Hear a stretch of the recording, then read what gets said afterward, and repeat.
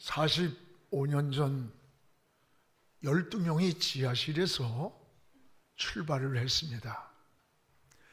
그것이 오늘의 영안교회의 현 주소입니다. 지금 오늘 이 시간이 하나님의 은혜입니다. 하나님의 축복입니다. 그리고 여러분 한 분 한 분의 헌신과 희생과 땀과 눈물이 여기에 스며 있습니다. 오늘 45주년을 기념하는 지금 1부, 2부, 3부 예배실에 다 들어올 수가 없어가지고 그냥 예배 드리는 겁니다. 오늘 3부 예배에 우리 450명의 우리 핸델의 메시아, 이 할렐루야, 이 찬양에 막 가슴이 뜨거워져요. 450명의 우리 45주년을 기념하는 450명의 이 할렐루야, 이 찬양, 하나님께 큰 영광을 돌렸습니다. 하나님께 감사드리고 여러분께 감사를 드립니다. 이제 꿈을 꾸고 우리는 다음 세대를 향해 비상하면서 열방을 향해 나가기를 축복합니다. 우리는 꿈꾸고 하나님은 이루십니다. 사람은 꿈이 있어야 합니다. 꿈은 내일에 대한 희망입니다. 꿈을 품고 사는 사람은 시간이 흘러갈수록 미래가 밝아집니다. 반면에 꿈이 없는 사람은 시간이 흘러갈수록 삶이 불안하고 무의미해지는 것입니다. 꿈은 생명이요 희망입니다. 꿈은 마치 유정란과 같습니다. 유정란과 무정란의 차이는 생명이 있느냐 없느냐입니다. 유정란은 어미달기 21일만 품고 있으면 병아리가 나옵니다. 그러나 무정란은 썩어버립니다. 얼마나 오래 품었느냐가 중요한 게 아니고 그 안에 생명이 있느냐 없느냐가 중요한 것입니다. 바로 꿈은 우리의 환경을 바꾸고 사람을 변화시키고 세상을 변화시키는 에너지와 힘이 되는 거예요. 그래서 작가는 훌륭한 작품을 만들기 위해 꿈을 꾸고, 또 사업가는 더 좋은 사업을 위해서 꿈을 꾸고, 젊은이는 앞날의 미래를 위해 꿈을 꾸고, 정치가는 더 좋은 정치를 하기 위해 꿈을 꿔야 합니다. 성경은 꿈이 있는 백성이 흥한다고 했습니다. 특히 우리 젊은이들은 꿈이 있어야 합니다. 그래서 10대는 꿈을 꾸고 20대는 꿈을 준비하고 30대가 되면 영향력을 발휘하라, 이런 말이 있습니다. 그런데 요즘 시대가 참 어둡고 혼란합니다. 그럼에도 불구하고 우리는 꿈을 잃지 말아야 돼요. 또 꿈이 있어야 합니다. 나라도 꿈이 있어야 하고 교회도 꿈이 있어야 되고 가정도 꿈이 있어야 합니다. 환자가 희망을 잃는 순간에 온몸에 면역 기능이 떨어진답니다. 그래서 병이 급속도로 악화가 된다는 거예요. 우리는 실패가 있어도 꿈을 잃지 않아야 돼요. 가난해도 이로서는 꿈을 꿔야 하고, 병들었어도 하나님이 회복해 주실 믿음을 가지고 꿈을 꿔야 되는 겁니다. 하나님은 꿈을 꾸게 하십니다. 그리고 그 꿈을 이루어 주시는 분입니다. 선지자 요엘을 통해서 하나님의 영을 부어준다. 그리고 너희는 꿈을 꿀 것이라고 했어요. 사도행전 2장 17절에 말세에 내가 내 영을 모든 육체에 부어주리니 너희 자녀들은 예언할 것이요 너희 젊은이들은 환상을 보고 너희 늙은이들은 꿈을 꾸리라고 세 가지를 약속을 했습니다. 하나는 자녀들은 예언한다. 이는 자녀들에게 미래의 꿈을 갖는다는 말씀이에요. 또한 젊은이들은 환상을 보리라. 이는 하나님의 영을 부어주실 때 젊은이들이 내일의 비전을 갖는다고 하는 말씀이에요. 또한 늙은이들이 꿈을 꾸리라. 여러분, 성도는 죽음이 죽음으로 끝나는 게 아닙니다.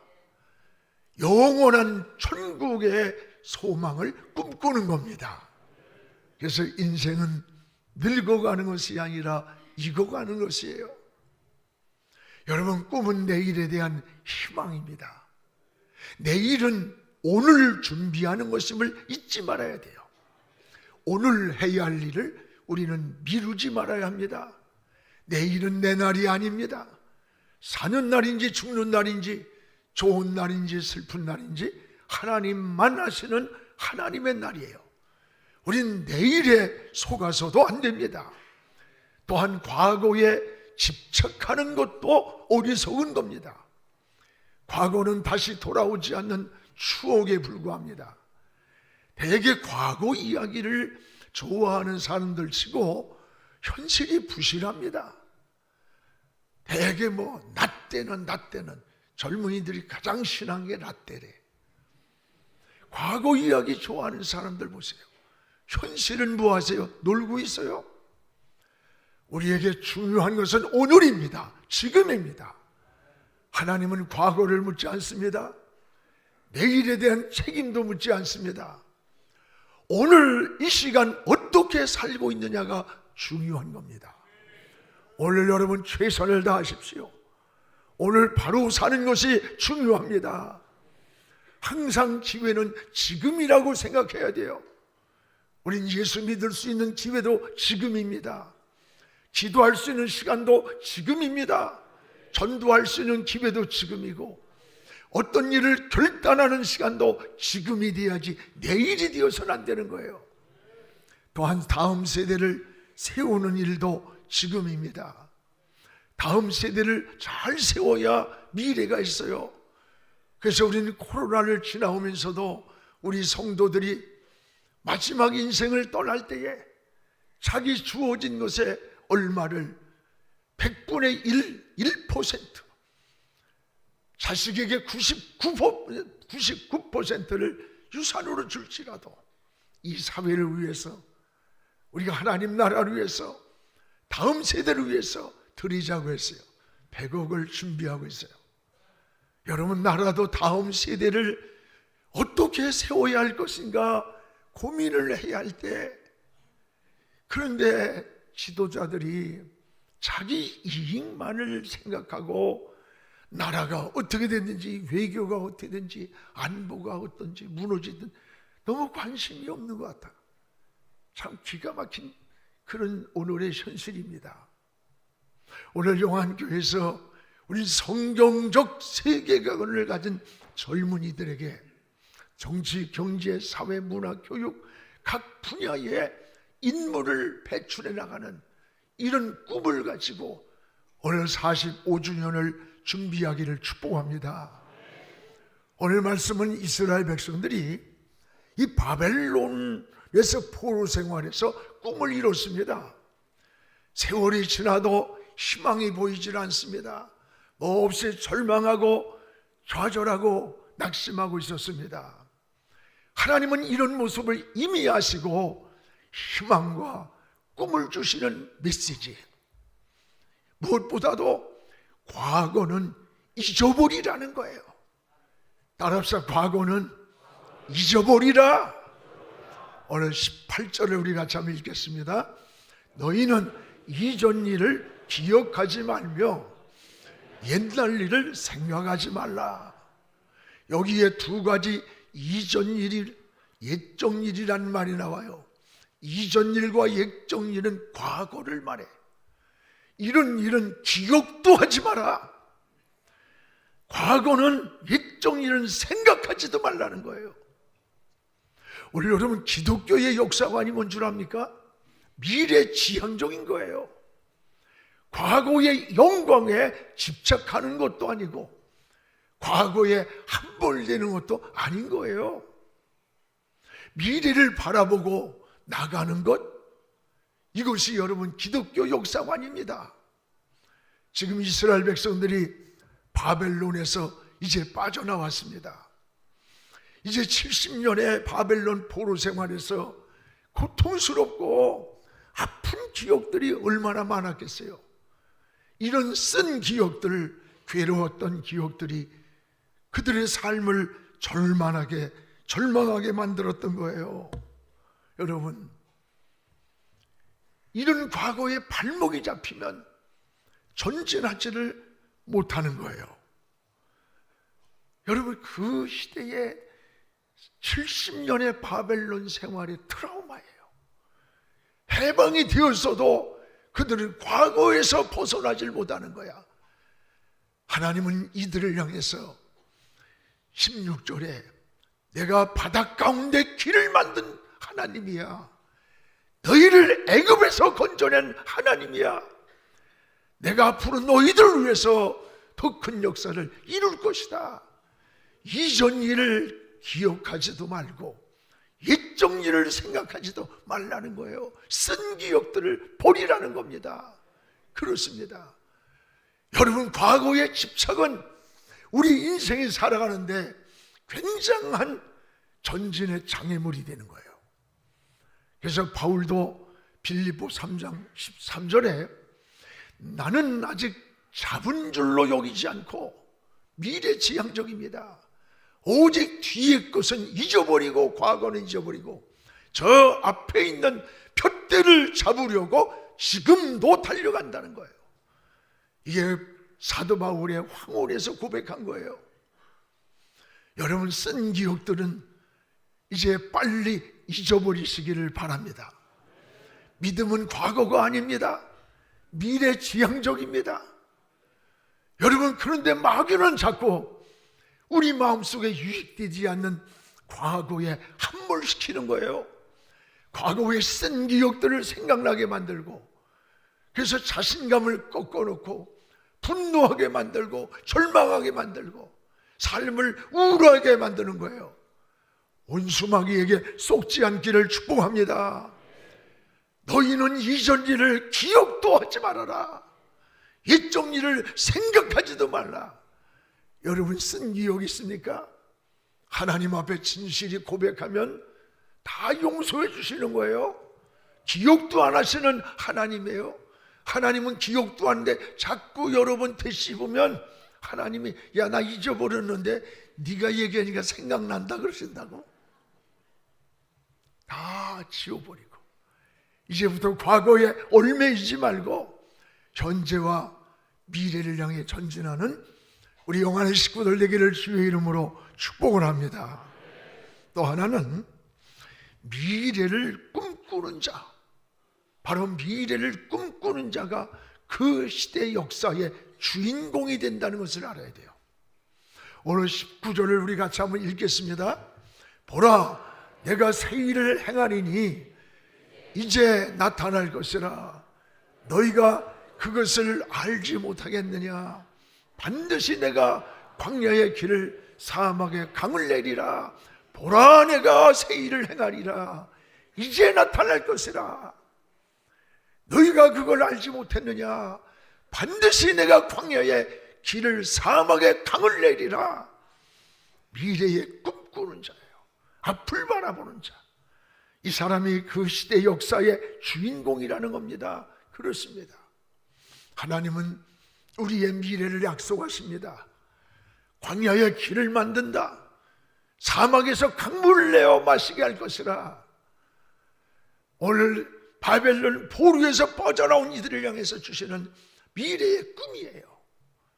힘을 얻고 용기를 얻고 비상하라는 거예요. 하나님은 전능하신 분입니다. 하나님이 주시는 희망의 끈을 놓치지 않기 바랍니다. 의사가 끝이라고 해도 하나님이 살려주면 사는 거예요. 세상이 다 사방이 막혀있는 것 같아도 하늘이 열려있는 거예요. 안 될 것 같은 일도 하나님이 하시면 되는 거예요. 믿음 속에 항상 꿈이 있어야 되고 소망이 있어야 되는 겁니다. 보라, 내가 새 일을 행하리라. 꿈을 주시는 거예요. 우리는 아무리 어려워도 동굴로 들어가는 게 아니에요. 터널을 지나는 거예요. 동굴은 들어갈수록 끝이 오고 절망이 오지만 터널은 인내하고 들어가면 새로운 세계가 열리는 거예요. 어떤 일을 하다가 어려움이 있고 여러분이 힘들어서 절망하지 마세요. 실패라고 하지 마세요. 인생을 실패라고 하면 창조적인 생각이나 의욕이 나오질 않아. 또 하나의 시험이라고 생각하세요. 새로운 디딤돌이 되어서 올라갈 수 있는 성공의 길이 되는 거예요. 우리는 긍정적인 생각을 가져야 돼요. 긍정은 믿음에서 나온 거예요. 하나님은 여러분이 꿈을 갖고 인생을 전진하기를 원하십니다. 그래서 하나님은 아브라함을 축복하실 때에도 동서남북을 바라봐라. 내가 바라볼 수 있는 것만큼 너와 네 자손에게 주리라고 했어요. 우리 영안교회도 45주년을 오늘 맞이하면서 다음 세대를 세우고 그리고 미래의 역사를 설계해야 됩니다. 새 성전을 준비하는 것도 우리만을 위한 게 아니에요. 다음 세대를 위한 우리 주님 오실 때까지의 준비이기도 합니다. 여러분도 자녀들에게 꿈을 심어주시기 바라요. 꿈을 자꾸 말해주고 키워주세요. 모세가 위대한 지도자가 된 것은 그냥 된 것 아닙니다. 여러분, 그의 어머니 요게벳이 젖을 먹이면서 민족 정신을 심어줬기 때문입니다. 내가 지금 애굽 왕자로 살고 있지만 네 몸속에는 히브리 민족의 피가 흐른다. 너는 지금 저 애굽인들에게 노역을 하고 신음하고 있는 저 히브리 민족이 바로 내 민족이야. 너 커서 저들을 구원해야 된다. 민족 정신을 심어준 거예요. 어느 날 밖에를 나갔는데 애굽 사람하고 히브리 사람이 싸우는 거야. 그럼 자기가 애굽 왕자니까 당연히 히브리 사람을 죽여야 할 텐데 보자마자 애굽 사람을 돌로 쳐 죽여버렸어. 왜 그랬을까? 어머니로부터 민족 정신을 배운 거예요. 그래서 자기 민족을 구원하려고 히브리 사람을 살리고 애굽 사람을 애굽 왕자인데 죽인 거예요. 훗날에 이스라엘 민족을 이끌고 출애굽하는 민족의 전에도 후에도 모세와 같은 지도자가 다시 남이 없다는 거예요. 위대한 민족의 지도자가 된 거예요.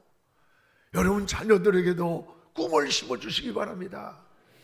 장차 너는 훌륭한 인물이 되리라. 너는 훌륭한 사업가가 되리라. 너는 훌륭한 교육가가 되리라. 너는 훌륭한 정치가가 되리라. 올라같이 썩어 빠진 그런 정치가 그런 인간들 말고 나라의 역사와 미래를 꿈꾸고 키워갈 수 있는 훌륭한 정치가가 되리라. 여러분 하나님 앞에 훌륭한 목사가 되리라는 이런 꿈을 키워주시기 바랍니다.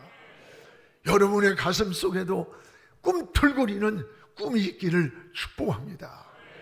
이제 성도는 어떻게 살아야 하는 겁니까?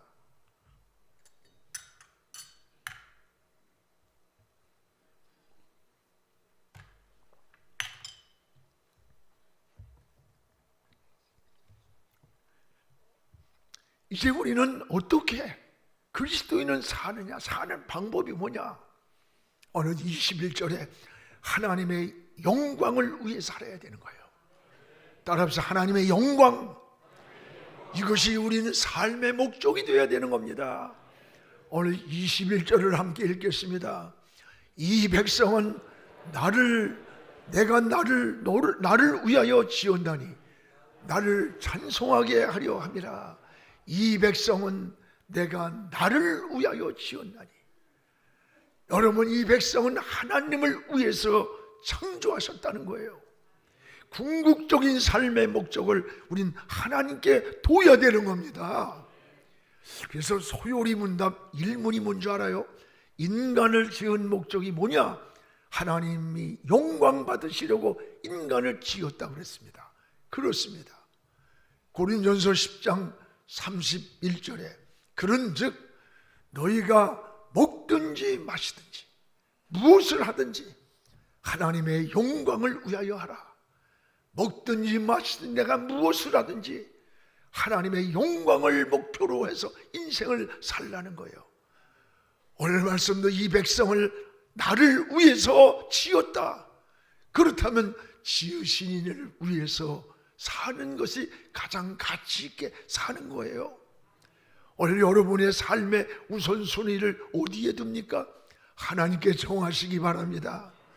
내가 무엇을 하든지 하나님과의 관계를 우선순위에 두는 것이 바로 신앙입니다. 많은 인생의 문제들이 너와 나의 관계가 아닙니다. 하나님과 나와의 관계라는 것을 잊지 말아야 돼요. 영적으로 깨닫고 보면 하나님과 나와의 관계가 뒤틀릴 때 생기는 수직적인 문제라는 것을 알게 됩니다. 삶이 막히고 어려움을 당할 때에도 신앙에 눈을 뜨고 보십시오. 하나님과의 관계가 막혀 있을 때 모든 것이 막히는 거예요. 그래서 나라가 재앙이 올 때도 전염병이 돌 때에도 너희가 내 얼굴을 찾으면 내가 하늘에서 듣고 그 일을 해결해 준다는 약속 아닙니까? 오늘 하나님과의 영적으로 건강하지 못하면 가정도 생활도 건강한 삶을 누리지 못하는 거예요. 왜 불행한 삶인가 물으면 하나님과의 관계가 막혀있는 경우가 많습니다. 하나님과 나와의 관계가 청명하지 못하면 삶이 흐리고 인생도 어두워집니다. 너와 나의 관계 이전에 우린 하나님과 관계가 바로 될 때에 바로 거기에 문제에 해답이 보이는 겁니다. 여러분, 하나님은 손에 다림줄을 잡고 계신다고 했습니다. 아모스 7장 7절에 보면 하나님이 다림줄을 잡고 서 있는 모습을 환상 가운데 아모스가 보는 거예요. 다림줄이 뭡니까? 다림줄은 저기다 못을 받고 줄을 내리고 쇠를 줄을 달아요. 그래서 모든 기준을 삼는 걸 다림줄이라고 그래. 여러분, 우리가 아무리 실력이 있고 기술이 좋아도 벽돌을 쌓는데 2m, 3m를 눈대중으로 쌓으면 반드시 그 벽돌은 휘어진답니다. 다림줄이란 기준이 있어야 돼요. 오늘 우리가 살아가는 인생의 기준이 본질적으로 어디에 있느냐? 하나님이 다림줄이라 했어요. 다림줄. 하나님은 인생의 기준으로 삼고 방향을 정하고 목표를 정하라는 거예요. 여러분이 어떤 인생의 선택을 하든지 진로를 결정하든지 하나님이 다림줄이 되어서 기준을 정하고 하나님이 인생의 머릿돌이 되어서 방향을 정할 때 인생이 흔들리지 않는 거예요. 가치관이 흔들리지 않는 거예요.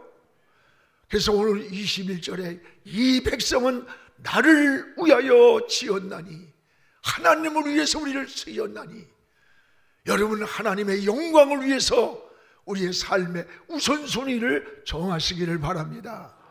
우리 사랑하는 성도 여러분, 세상이 아무리 어렵고 힘들고 혼란해도 여러분 꿈을 가지고 살아야 돼요.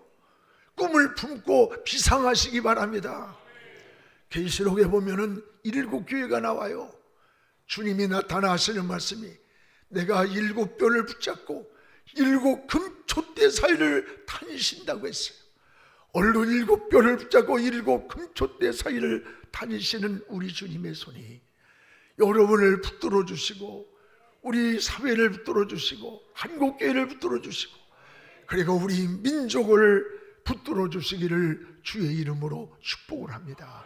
기도하겠습니다. 거룩하신 우리 아버지 하나님, 감사합니다. 오늘 45주년을 맞이하면서 하나님이 오늘까지 달려온 길이 하나님의 은혜였습니다. 하나님의 손길이었습니다. 우리 성도들의 헌신과 희생과 눈물이 이곳에 스며 있습니다. 주님, 저들을 축복해 주시고 저들의 주님 앞에 설 때에 저들을 우리 영안의 실로함입니다. 저들을 주님의 수고를 보고할 수 있기를 원합니다. 하나님, 이제 이 시대를 향해 꿈을 선포하고 다음 세대를 키우고 더 나은 축복의 나라를 이루어가는데 우리 영안교회가 작은 디딤돌 되게 하여 주시옵소서. 한국교회를 섬기는데 선한 거룩한 영향력을 허락해 주시옵소서. 예수님의 이름으로 기도하옵나이다. 아멘.